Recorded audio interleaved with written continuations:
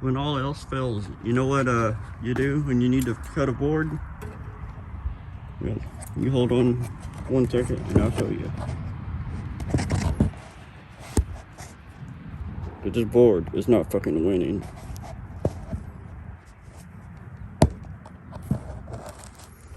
One second here.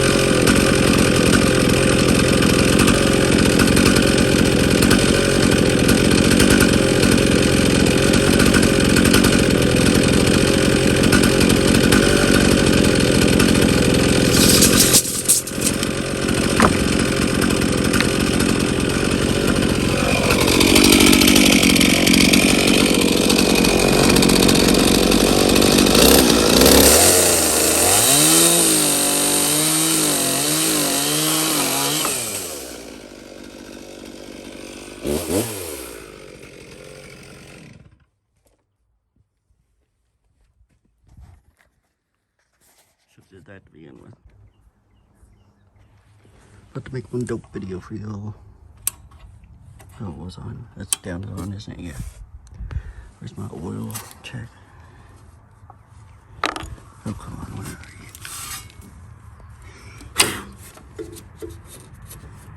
you? Guess what? It takes 5 seconds to check your oil, and guess what? It takes 5 seconds to blow your engine if there is none.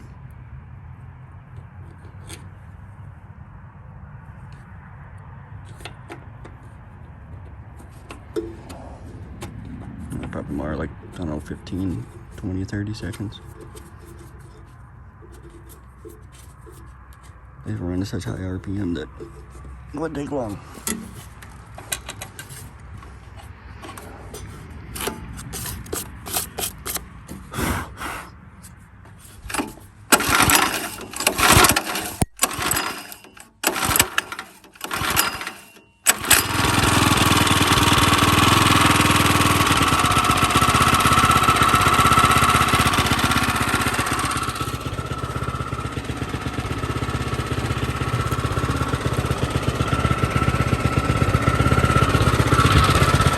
Okay.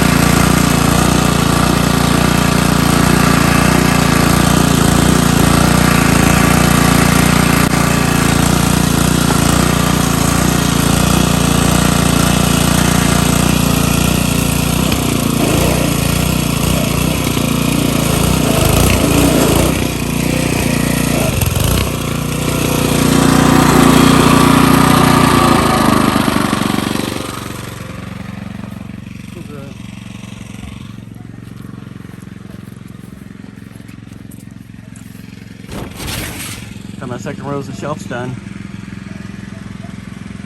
Well, my third row, but the second row down.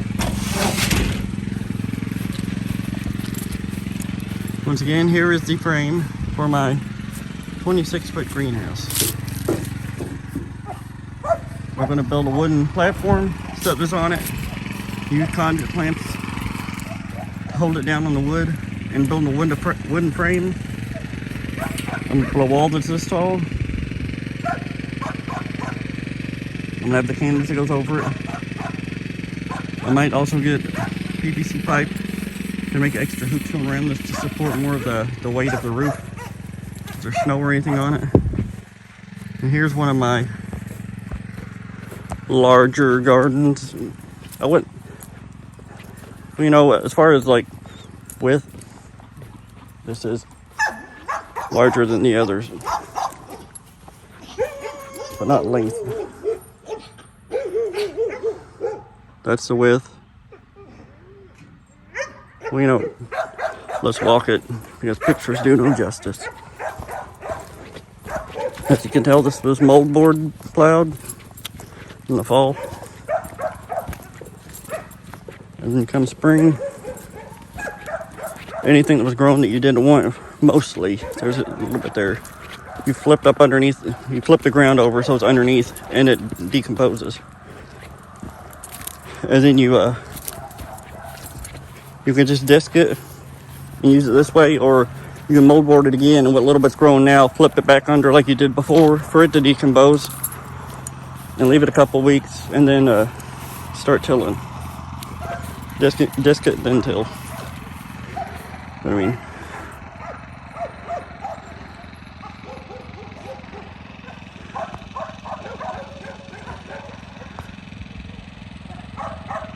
this is normal view. I had it expanded. For this garden alone, let's see here, last year we had about, maybe up until right here, all that was corn, and then there's 3 rows right here that was my popcorn. Then there was a watermelon right beside it, which was a disaster. Then was my brandywines with a couple tobacco plants where some tomatoes got eaten by deer, just a couple though. I had a couple tobacco plants in my 4 special rows of brandywine, pink brandywine tomatoes. And then from about, I guess like here, pretty much all the way to the end except for a couple rows of peppers and 3 rows of cucumbers. The rest was all a variety of tomatoes. If this tells you anything, I went to Home Depot and especially bought these tall cages. The rest of these are homemade out of like fencing. Cut it in half. Cut it so many like you count down. I think this will be 1, 2, 3, 4. Cut it on each one, and then you wrap the wires, like put the ends together, wrap the wire a couple times, and it holds them together, and then you get a homemade tomato cage. I've seen it done this way my whole childhood, but that ain't the way everybody does it.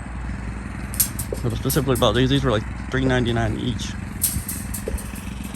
And I ended up spending several $100s on them. I mean, look,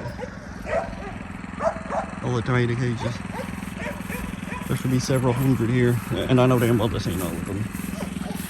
Just a little disc of my grandpa's. That's only half of it. The other half, the tree grew up between the middle of it, and that's all we could, I guess, to be frank, break off of it to use.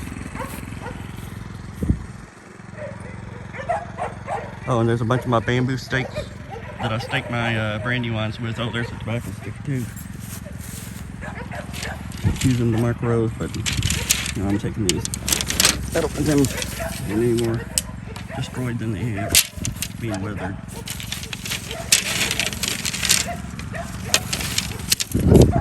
So that was all I had. Was these few over here, but I just got a whole can full of them. How did I not see them?